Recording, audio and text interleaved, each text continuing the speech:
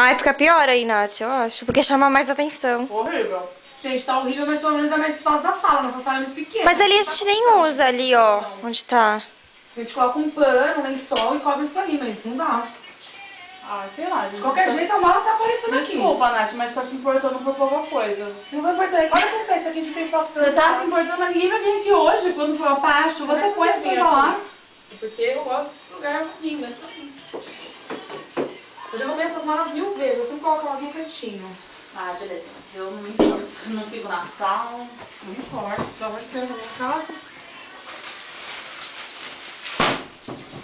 Que isso?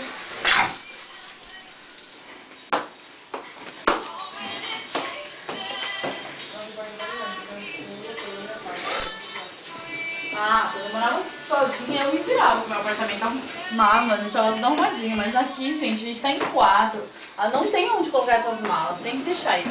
Ah, mas se eu tô podendo dar um jeito, tá valendo. E ela tá filmando tudo que eu tô falando.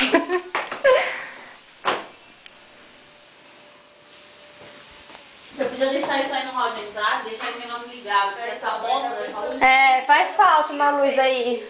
Eu vou socar, tá? Dá uma de socar aquela essa bosta. A privada, do jeito que cair a privada, eu não sei o que a gente vai fazer. Eu sei que a privada, a gente vai fazer uma noção.